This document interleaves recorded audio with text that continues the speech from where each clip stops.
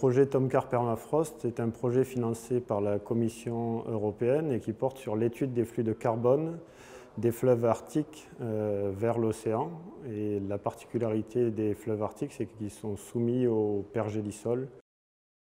L'objectif du projet, c'est d'étudier les flux de carbone à l'océan dans un contexte de réchauffement climatique et donc de voir l'impact de ces flux sur une rétroaction du climat, c'est-à-dire les futures émissions de gaz à effet de serre par les fleuves et l'océan Arctique. C'est-à-dire, est-ce qu'on va avoir une rétroaction positive ou non du réchauffement suite à la fonte du pergélisol.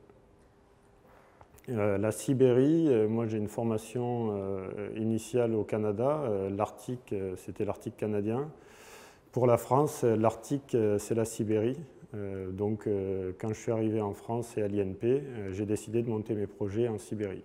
La deuxième grande raison, c'est que c'est un rêve d'enfant d'aller travailler dans ces pays-là, d'aller travailler sur les grands fleuves sibériens. Et donc voilà, le lac Baïkal, les grands fleuves, c'est une passion.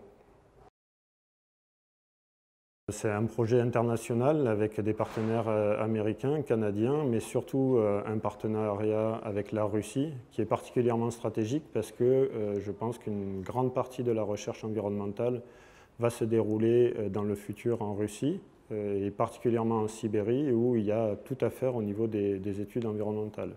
Donc voilà, on est culturellement proche des Russes et de la Sibérie. Et donc, pour l'INP, c'est particulièrement intéressant de développer des collaborations avec des collègues russes.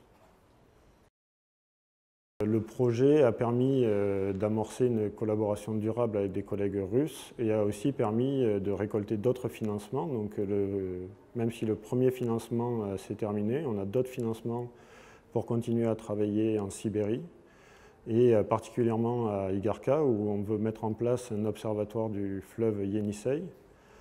Et également un nouveau projet qui est en cours de montage avec une idée beaucoup plus large d'inclure l'économie et le social sur la dynamique de la communauté et de la ville d'Igarka.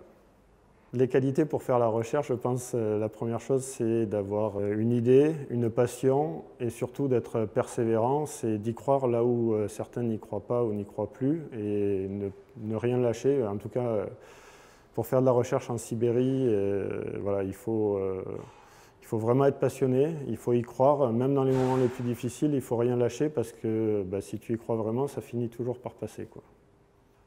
Pour moi, l'innovation, c'est se mettre en dehors de sa zone de confort pour sortir du cadre.